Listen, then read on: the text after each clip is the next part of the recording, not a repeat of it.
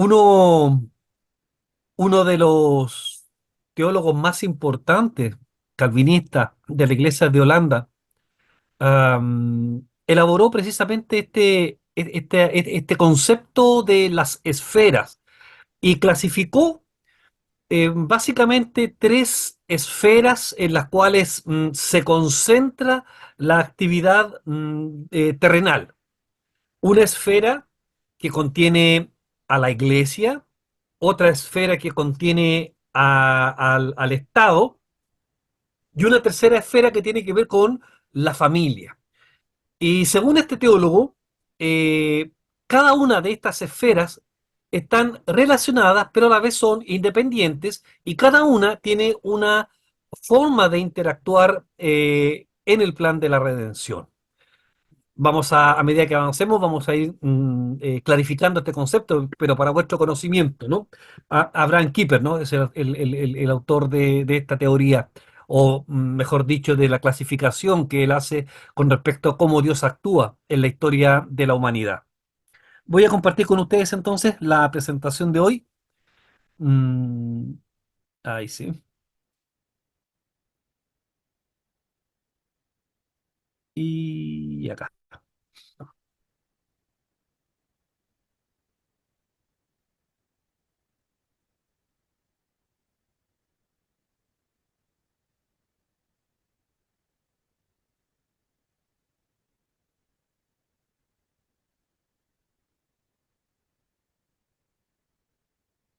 Quedé pegado.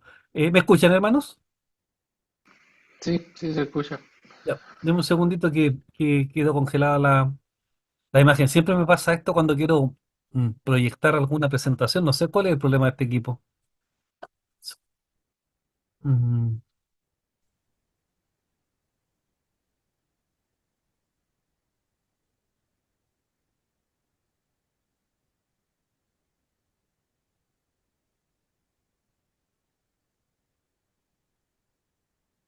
un segundito, por favor, que vamos a ver cómo podemos acelerar.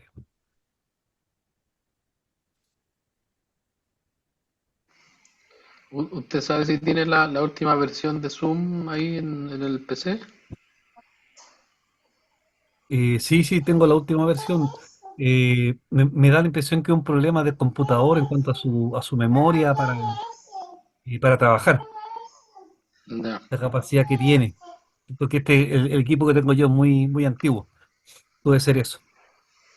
sí, puede ser eso. Pero es solamente un tiempito que queda. A ver.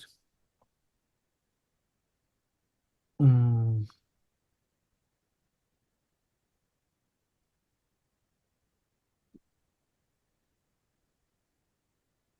a ver cómo lo hago.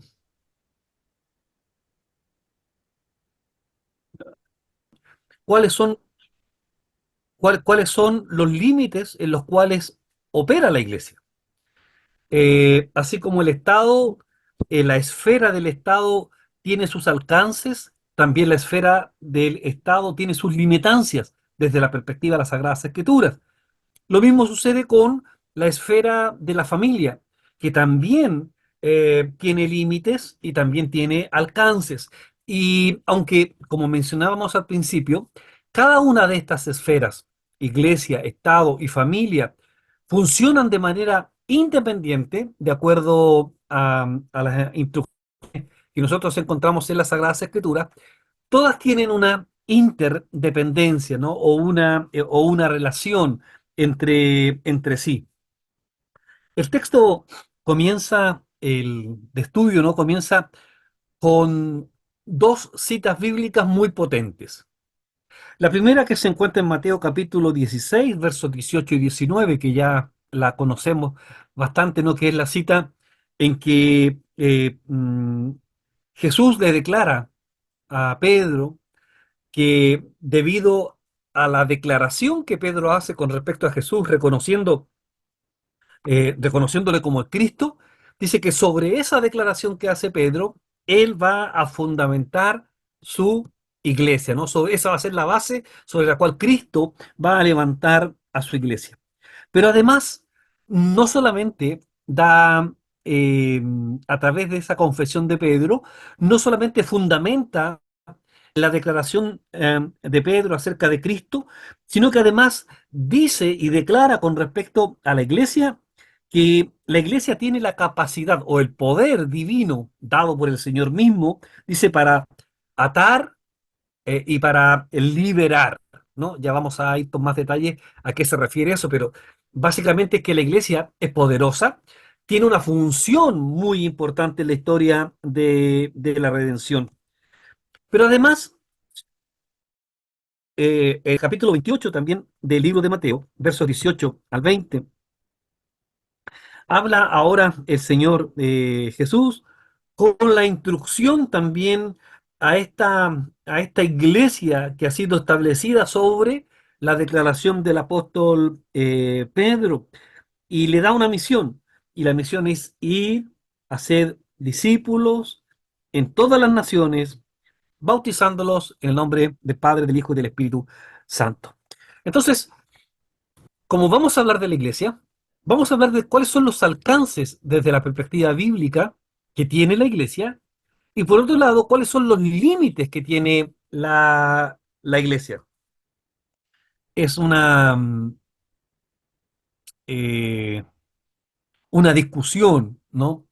No menor acerca de cuáles son los alcances que tiene la iglesia, a cuál es el dominio que tiene la iglesia, hasta dónde tiene injerencia la iglesia.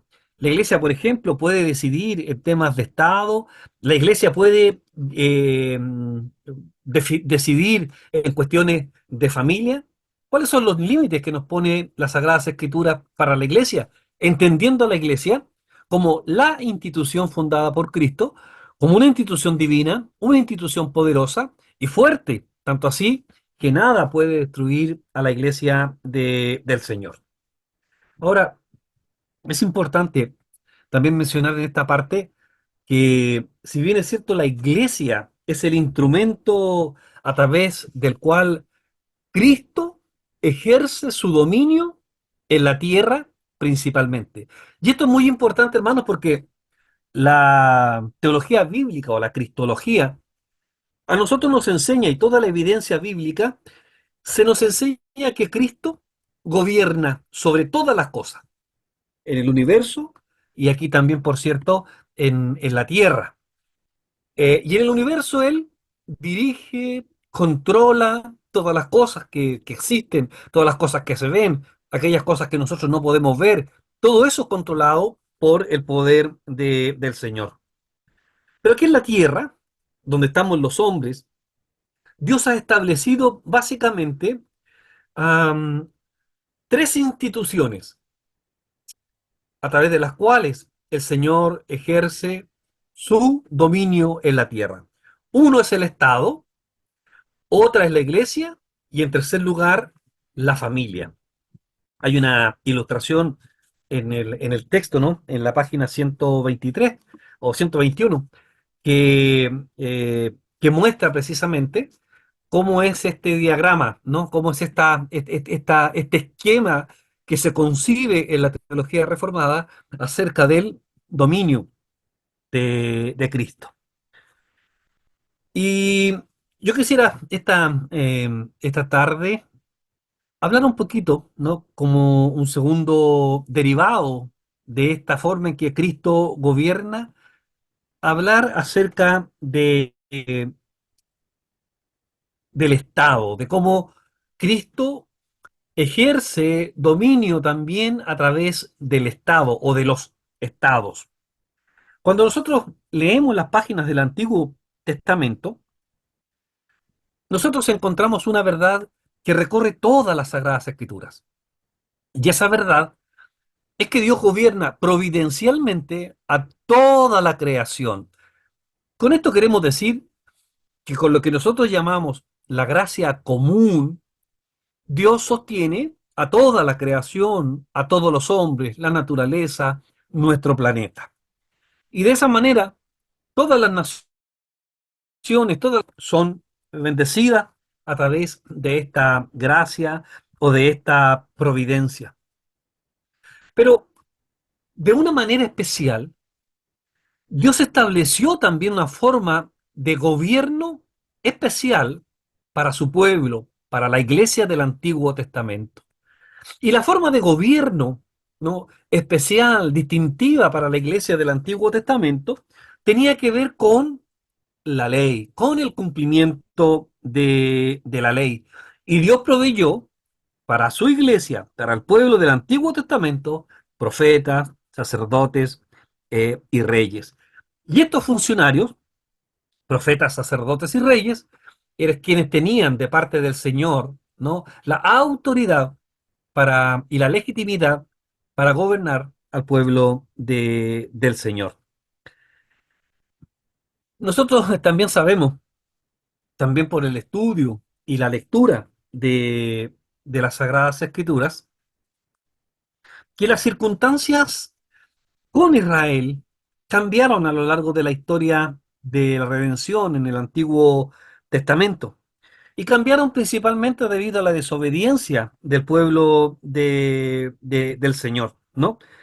Um, Porque cuando Dios entregó ley, mandamientos a la iglesia del Antiguo Testamento, era para que el pueblo fuera independiente, para que el pueblo fuera autónomo, para que pudiera gobernarse. Pero ya sabemos que el pueblo no fue capaz de autogobernarse, sino que cayó en pecado continuamente, pecó una y otra vez contra el Señor. Y aquí viene lo interesante porque hemos mencionado que Dios controla a toda la humanidad a través de su providencia, a través de la gracia común. ¿Y qué fue lo que hizo el Señor para demostrar a la iglesia, para enseñar también al pueblo del Antiguo Testamento, quién gobierna y quién controla todas las cosas? Lo que hizo fue levantar en diferentes épocas de la historia del Antiguo Testamento diferentes pueblos que una y otra vez dominaron al pueblo del Señor. Y esto es muy importante porque nos muestra cómo Dios, aún con estos pueblos que oprimen al pueblo del Señor, Dios está demostrando su poder, Dios está demostrando el control que Él tiene sobre todas las cosas y por lo tanto, a través de estas naciones paganas todas, Él va a demostrar que Él sigue gobernando, guiando al pueblo del Señor. Ahora, es muy interesante este punto, hermanos, porque es el momento central o el tema central del libro de Daniel. La pregunta que recorre todo el libro de Daniel es, déjenme salir un poquito, que parece que se está normalizando un poco esto, pero no, a ver, eh, bo- entonces, el libro de Daniel intenta dar una respuesta precisamente a eso. ¿Quién es el que gobierna? ¿Es Babilonia a través de Nabucodonosor quien gobierna la historia del mundo? Más tarde serán los medo-persas a través de Darío quienes gobiernan el mundo. O más tarde, como lo profetiza tan certeramente el libro de Daniel, será Alejandro Magno con el imperio griego, o serán definitivamente los romanos o el cuerno pequeño que sale del imperio romano. ¿Quién es el que controla la historia? Y Daniel responde de una manera, hermanos, pero eh, mm, brillante, porque es dado por el Espíritu Santo en el capítulo 7 versos 13 y 14, ¿no? Cuando se presenta a Cristo siendo entronizado, a Cristo siendo ungido como rey de toda la creación y, por cierto, de toda la historia de la humanidad. Pero con esto lo que queremos decir es que Cristo ejerce dominio, ejerce su poder en todas las áreas del desarrollo de la cultura humana, ¿no? Eh, ¿Y cómo lo hace? A través del Estado. Porque si nosotros miramos, por ejemplo, una mirada bastante rápida a la sociedad actual y comparamos los países, ni siquiera tenemos que irnos lejos a Europa o compararnos con otros lugares. No voy a proyectar para no. Luego subo las láminas, ustedes las pueden revisar. Eh, si nos comparamos con los países latinoamericanos, por ejemplo, solamente, ¿cuántos gobiernos, cuántos estados se declaran cristianos? No hay. Ustedes fueron testigos hace poquito cuando comenzó esta cosa, el torneo de fútbol de América. Se apareció un pastor protestante haciendo una oración y causó un revuelo internacional, ¿no? Que cómo era posible que en pleno, en el año 2024 todavía estemos haciendo cosas tan retrógradas. Entonces, si no son cristianos, ¿cómo es que Cristo ejerce su dominio sobre la tierra? Mm, y es muy interesante porque el apóstol Pablo nos va a indicar claramente por qué están los estados, por qué son necesarios los gobernantes civiles, por qué es importante que el gobernante civil tenga la espada. Por cierto, la espada se refiere al instrumento con el cual se castiga la maldad civil. Y Pablo hace una declaración ahí en Romanos capítulo 13, ¿no? Hace una declaración muy interesante. Y Pablo dice que todas las autoridades, y esto es interesante, hermano, cuando uno lo piensa y mira la profundidad, porque uno dice, Pablo dice, todos los gobernantes, todos han sido puestos por el Señor. Claro, no podría haber uno que saliera por sí solo, porque Dios dejaría de tener la soberanía, ¿no? Sobre todas las cosas que suceden. Pero mire, pensemos, ¿algún dictador comunista? ¡Wow! Fue puesto por Dios. Fue puesto por Dios. Un dictador de las derechas, oh, también fue puesto por Dios. Presidentes de gobiernos progresistas, marxistas culturales, han sido puestos por Dios. Y Pablo dice, más aún, ¿no? Dice, sométanse, ¿no? Respeten. Por cierto, que debemos entender que cada uno de aquellos gobernantes civiles, cuando no dictan leyes contrarias a las Sagradas Escrituras, tenemos que obedecerle. Y cuando dictan leyes contrarias a las Sagradas Escrituras, tenemos el legítimo derecho de ser fieles al Señor antes que a los hombres. Pero Pablo establece un principio, ¿no? Y es que los gobernantes son puestos por el Señor porque ellos tienen una misión. Una sola misión tienen los gobernantes civiles. ¿Cuál es la única misión que tienen los gobernantes civiles según Pablo? ¿Cuál es? No en vano lleva la espada el hombre, el valiente. La única función que tienen los gobernantes civiles, hermanos, desde la perspectiva bíblica, es aplicar justicia. Nada más. Y mire, y es interesante porque Pablo dice, y para temor de los malvados y para tranquilidad de los santos. Entonces, la única función que tienen los gobiernos que debían tener desde la perspectiva bíblica es aplicar justicia. Nosotros ya sabemos que a partir del siglo XVIII, XIX, ¿cierto? Los gobiernos se hicieron cada vez gigantescos. Los estados se convirtieron en cada vez más grandes, ¿no? Cada vez en una máquina de crecer, una máquina de tomar organismos de la sociedad y aplicarlas para sí mismos. Ya sabemos que es con el fin de enriquecer el Estado, ¿no? Pero la función desde la perspectiva bíblica del Estado es que está solamente para los magistrados civiles, para cumplir, ¿no? Con el concepto de la justicia, aplicar la justicia, para castigar a los malvados, para que los justos puedan estar en tranquilidad. Entonces ya hemos decidido un primer punto en comparación con la iglesia, todavía no hemos hablado de la iglesia. El Estado o la esfera del Estado, desde la perspectiva bíblica, es aplicar la justicia. Pero también entendemos que es labor del Estado proveer ciertas comodidades, ¿no? O ciertos beneficios para los ciudadanos que están bajo su gobierno. Vamos a hablar de eso un poquito más adelante. Entonces hemos establecido desde la perspectiva bíblica que el deber del Estado es la aplicación de la justicia. Para eso están los magistrados civiles, no tienen otra función. ¿Y la iglesia? ¿Cuáles son los alcances de la iglesia?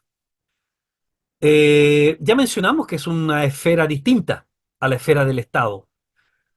Y me gusta como lo presenta el autor del texto, porque él hace mención a un concepto equivocado que tiene, por ejemplo, Roma con respecto a la iglesia, a su iglesia, ¿no? Eh, ¿Qué piensan ustedes? Si no han leído el texto y aquellos que lo leyeron, ¿cuál es la concepción que tiene la iglesia de Roma, de sí misma con respecto al Estado? ¿Qué piensan los romanos acerca del Estado o el poder civil, que son... Porque aquí lo que estamos hablando es que estas esferas, el Estado, la iglesia y la familia, están al mismo nivel. No hay una que esté por sobre otra. Cada una tiene sus funciones. Pero la iglesia de Roma, ¿qué dice? Dice que la iglesia romana está por sobre el Estado. No, piense, piense que la iglesia, los papas, durante la Edad Media, los papas coronaban a los reyes de Europa. Los papas ponían y sacaban reyes. El Estado Vaticano era más rico que cualquier reino de Europa y el papa tenía más poder que cualquier rey. Por lo tanto, am, Roma tenía ese concepto de sí mismo, de que la iglesia es por sobre el Estado y que la iglesia debía gobernar incluso las decisiones del Estado. Si usted conoce la historia medieval o la historia de la iglesia romana, seguramente se dará cuenta cómo muchas veces la iglesia de Roma también quiso ser parte del gobierno, del gobierno civil, ¿no? Tenía sacerdotes que eran magistrados, tenían sacerdotes que participaban como políticos también en diferentes estados, porque el concepto de Roma era que la iglesia de Roma está por sobre el Estado. Bueno, ah, desde la perspectiva de las Sagradas Escrituras, nosotros estamos viendo que la iglesia no está por sobre el Estado, pero tampoco está abajo del Estado. El Estado ha sido puesto por Dios, por lo tanto está al mismo nivel de la iglesia y al mismo nivel de la familia. Eh, el Estado, por ejemplo, no puede inmiscuirse en las actividades de la iglesia y la iglesia no puede inmiscuirse en las actividades del Estado, así como la iglesia no puede inmiscuirse en las actividades de la familia y la familia no puede inmiscuirse en las actividades de la iglesia que le son propias. ¿Cuáles son estas funciones que cumplen cada una de estas esferas? Ya mencionamos el Estado. Hablemos ahora de la iglesia, que es el tema que nos enfoca, ¿no? Durante todo este tiempo. Y hemos estado revisando durante todo este tiempo cómo la iglesia es una institución constituida por Dios mismo, que entregó la forma de gobierno de la iglesia, viene de parte de Dios mismo, pero además entregó a la iglesia las instrucciones para ser iglesia, y no solamente las instrucciones para ser iglesia, sino que además las instrucciones cómo debe comportarse la iglesia, qué es lo que debe hacer la iglesia. Por lo tanto, la iglesia tiene un campo también delimitado, que no puede tocarse con el campo del Estado. Mire, nosotros partimos esta sesión de hoy mencionando que Jesús entregó una comisión a la iglesia. ¿Se acuerdan que la leímos al principio? Bueno, está un poquito mal la pantalla, pero la mencionamos al principio, ¿no? Que es la comisión que hace al final del Evangelio de Mateo. Y esa es la comisión, ese es el deber fundamental de la iglesia. ¿Cuál es? La predicación del Evangelio, la catequesis de los que son llamados al Evangelio. Esa es la función primordial, la predicación. Y, y sin entrar en la famosa doctrina del reinado mediatorial de Cristo, la iglesia tiene como misión la expansión del reino. Eso es lo que tiene como misión la iglesia. A través de la predicación de la iglesia, el reino de los cielos se expande. El reino de los cielos crece con aquellos que son llamados por el Señor a la vida de la iglesia. También mencionábamos en las sesiones anteriores que no solamente comisionó a la iglesia, sino que además entregó a la iglesia una forma de gobierno. En nuestro caso, estamos hablando de una forma de gobierno presbiterial a través de diferentes cortes, ¿no? Que son las cortes que nosotros conocemos cómo funcionan las iglesias reformadas generalmente, y las iglesias presbiterianas tienen esa misma formación con respecto al gobierno de la iglesia. Y no solamente Dios entregó la forma de gobierno, sino que además proveyó a los oficiales que desarrollan esa forma de gobierno dentro de la iglesia. Los que mencionábamos, oficiales presbíteros y oficiales diáconos. Y si vamos al modelo neotestamentario, encontramos lo que la iglesia tiene que hacer comúnmente también en su vida de adoración y cúltica, ¿no? Como es la predicación, el canto, la oración y la participación en los sacramentos. Bien, y ese es el límite de la actividad eclesiástica. Eso es lo que tiene que hacer la iglesia. Hay cosas que son derivadas, pero que no son obligatorias para la vida de la iglesia, como por ejemplo la creación de colegios, hospitales, universidades. Son derivadas que la iglesia puede hacerlo, pero que no son una obligación ni un mandamiento explícito para la vida de la iglesia, ¿no? Eh, Comúnmente son actividades que deben corresponderle al Estado. Ahora, nosotros podríamos discutir aquí, pero no fue la iglesia reformada. Después, durante la Reforma Protestante, los primeros en levantar hospitales grandes, universidades en Europa, sí, sí lo hizo. Pero lo hizo precisamente porque entendió que para poder luchar contra Roma había que capacitar a los cristianos, ¿no? Y por eso se crearon las universidades. Pero bueno, entonces es la esfera en la cual actúa la iglesia. Y alguien pudiera preguntarse entonces, bueno, entonces tienen razón los hermanos que dicen, y malamente, pero lo vamos a explicar, entonces la iglesia no tiene nada que ver con el mundo. La iglesia no tiene nada que ver entonces con la política contingente, no con no con la política partidista. Pues bien, hemos dicho que es legítimo para los cristianos cuando un gobernante declara leyes que van en contra de las Sagradas Escrituras, es legítimo, muy legítimo, el seguir siendo fieles al Señor. Pero en todo aquello que sea legítimo, la iglesia debe someterse a las autoridades. Miren, eh, hay un pasaje muy hermoso en el Nuevo Testamento. ¿Se acuerdan que los fariseos también querían pillar al Señor con esta cuestión de si hay que hacerle caso al Estado o no? Y le dicen, Señor, acá hay una moneda, le dicen, hay que darle tributo al César. Y el Señor entregó una lección, hermanos, pero muy potente, importante para nosotros. Y aquí hay que hacer una diferencia. Porque cuando lo que Dios instituyó y que debemos ser respetuosos, es la figura del Estado, ¿no? Es del Estado, como un ente que debe ejercer justicia, ¿no? Y el Señor lo muestra, lo muestra a través de esa enseñanza que nos queda a nosotros frente a los fariseos. Dice, oye, si la moneda de quién es, la moneda es del Estado, devuélvansela al Estado, ¿no? Devuélvansela al Estado, mientras no sea injusto, devuélvanselo al Estado, devuélvanselo al Estado. Entonces Cristo establece un principio, ¿no? Que el Estado ha sido puesto por Dios, que hay que ser obediente al Estado en cuanto es justo. Pablo también, más adelante también lo va a dejar claramente establecido. Por lo tanto, la iglesia, y aquí ah, la historia nos muestra muchos ejemplos en los cuales la iglesia quiso invadir la esfera del Estado. Ustedes si conocen la historia de la Reforma, se acordarán de la Ginebra de Calvino, por ejemplo. Calvino instauró una teocracia en Ginebra. ¿Y qué resultó? La época que uno pudiera pensar, ¿no? Calvino, la iglesia es la que gobierna Ginebra. Debiera hacer todo, pero excelente, de pura felicidad y paz para la gente. Pero se convirtió en una tiranía para la gente, hermanos. Fue una época en que mm, y debo decirlo, ¿no? Se mataba a los disidentes de la fe reformada, ¿no? Que se encarcelaba a aquellos que no iban a la iglesia.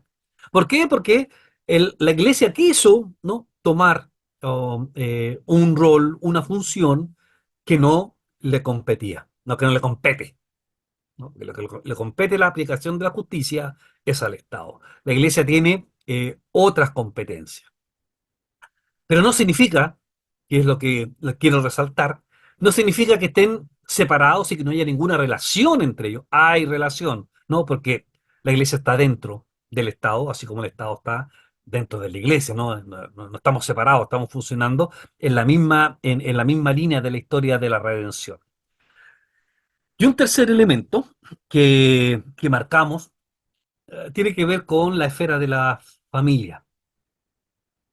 Hemos hablado del rol del Estado, hemos hablado de la esfera de la iglesia y ahora vamos a hablar de la esfera de la familia, eh, que también es de diseño de Dios. No estamos hablando de los tres principales diseños del Señor para el gobierno del mundo: la familia, la iglesia y el Estado.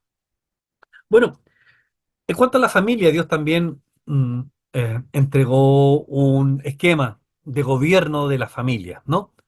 Y ese esquema lo encontramos principalmente también en las cartas de Pablo, lo encontramos en el modelo de la creación, en el libro del Génesis, ¿no? En donde lo que ha establecido el Señor es que la iglesia tiene una forma de gobierno en la que Cristo es la cabeza de la familia, luego está el jefe de hogar, luego la esposa y luego los hijos, cada uno, ¿cierto?, con ciertos roles que debe cumplir también dentro de ese diseño que Dios ha establecido.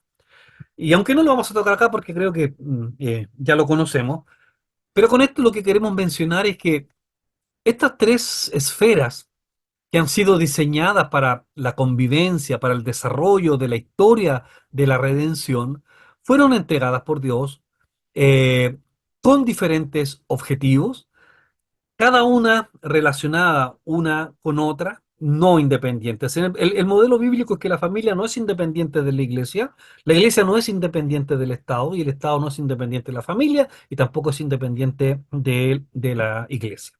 Pero cada uno tiene roles y funciones que son totalmente distintos. Cuando el autor hace esta mención, lo hace porque hay un concepto que a nosotros no se nos puede escapar de nuestra reflexión teológica.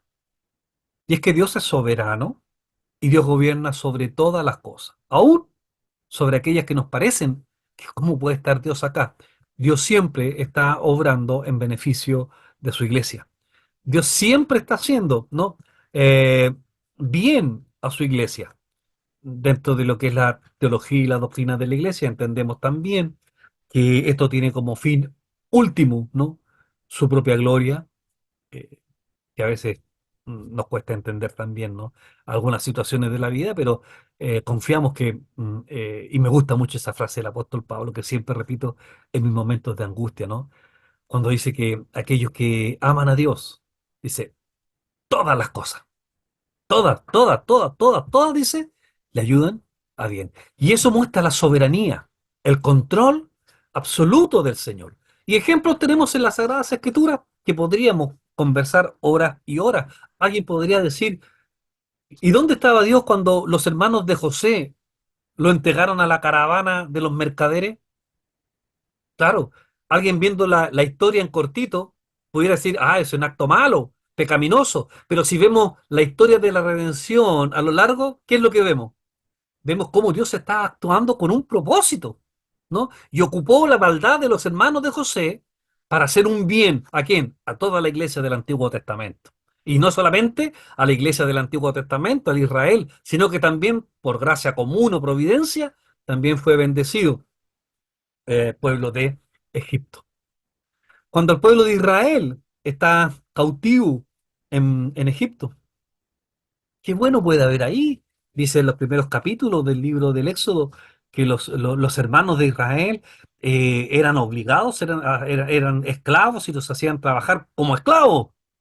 Y alguien puede decir, ¿y dónde está lo bueno? ¿Dónde está el gobierno? ¿Dónde está el control de Dios ahí? Bueno, si alguien ve la historia cortito, pudiera cuestionar, pero si uno ve la historia en largo, puede entender, ¿cierto? Todo el plan y todo el propósito del Señor. Y lo mismo pasa, ¿no? En la historia de la redención, cuando nosotros criticamos un hecho cortito en la historia, porque nuestra historia, la nuestra, Es breve nuestro paso por la historia de la humanidad, por lo menos en esta parte de la eternidad, ¿no? Es bastante breve, y no alcanzamos a mirar en su extensión todo el desarrollo de la historia de la humanidad. Pero sin duda alguna, entendemos que el mensaje de las Sagradas Escrituras es que la línea de la historia de la redención va caminando hacia un punto culminante. Todo está encauzado hacia un punto culminante, que es la segunda venida de nuestro Señor Jesucristo y el establecimiento de su reino eterno. Y recién ahí vamos a tener una buena comprensión hacia atrás, ¿no? Pero básicamente, lo que queremos mencionar en esta presentación de hoy es que Dios es soberano. Dios actúa en la historia de la humanidad a través de principalmente estas tres esferas: el Estado, la Iglesia, la familia. Cada una con sus límites, con sus obligaciones. Una no puede sobrepasar a la otra. Por ejemplo, la Iglesia no podría tomar resoluciones con respecto a cómo debe vivir una familia, por ejemplo. Eso ya le corresponde a cada familia. Una familia no podría decir cómo es que tiene que ser la iglesia, ¿no? O sea, entonces, todo eso es lo que hemos querido mencionar en este tiempo. Para finalizar la presentación de hoy, el, el tema de la esfera de la iglesia es un tema que es crucial y ha sido crucial a lo largo de toda la historia de la humanidad, entendiendo que la iglesia existe desde el principio de los tiempos, ¿no? Y ha sido crucial porque la iglesia siempre ha tenido que comportarse frente a diferentes situaciones que le ha correspondido vivir en la historia. Y nosotros hoy día, referente a lo que acabamos de leer y escuchar, pudiéramos reflexionar acerca de cómo debe ser la actitud de la iglesia entonces en cuanto a las situaciones sociales que nos toca vivir, por ejemplo, para nosotros que somos chilenos, ¿cierto?, en nuestra sociedad. ¿Cuál debe ser la relación entre la iglesia y el gobierno civil? ¿Cómo debe ser la relación entre la iglesia y los magistrados civiles? Ya sabemos, hay una máxima. Pablo ordena orar por ellos, ¿no? Hay que orar por ellos, pero no solo- pero orar con un objetivo, ¿no? Nuestra oración tiene que ser que nuestros gobernantes civiles se conviertan y reconozcan a Cristo para que gobiernen con justicia, para que gobiernen con la ley del Señor, ¿no? Y no con la ley del hombre que siempre es injusta. Debemos ser respetuosos de nuestros gobernantes porque han sido puestos por el Señor, y debemos plena plena obediencia en cuanto sus leyes y sus decretos no sean contrarios a la palabra del Señor. Si sus decretos y sus leyes van en contra de la palabra, pues entonces legítimamente tenemos que oponernos y ser fieles a la palabra del Señor. De esta manera, hermano, hago mi presentación y como siempre, tenemos un tiempo para vuestros comentarios, preguntas si es que hay que yo pueda responder. Es el momento.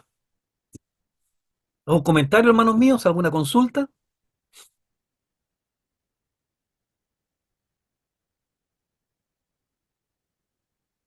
Me parece que no hay.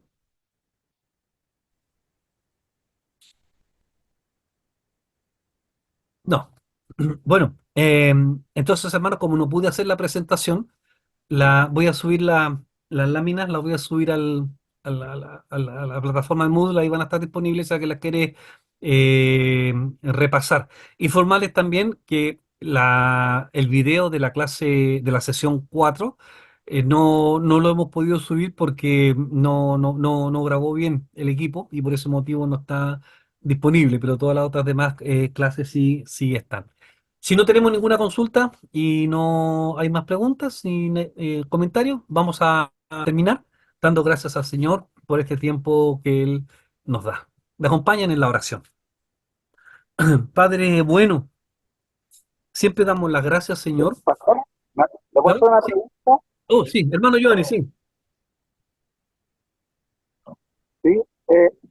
Los trabajos, eso es el trabajo final, habría que entregarlo la próxima semana ya, No, siempre hay 15 días hábiles porque después de la tocaría la última clase clase. 8, ¿no? ¿Perdón? No sé si se me escuchó. No. Sí, hermano Giovanni, siempre después de la última clase Hay 15 días hábiles para entregar los trabajos. Ah, ok, ya, ya, ya, ya. Ok. Ahora sí oramos. Amén. Te damos las gracias, Señor, porque tú eres bueno, tú permites la comunión con los hermanos y rogamos, Señor, que tu Espíritu Santo siempre sea dirigiéndonos, que tu Espíritu Santo siempre esté con nosotros, que siempre nos esté capacitando para ser buenos hijos tuyos y también para ser buenos cristianos y para también ser, construir, Señor, con la guía y la dirección de tu Santo Espíritu, buenas comunidades de hombres y mujeres que te alaban y te glorifican.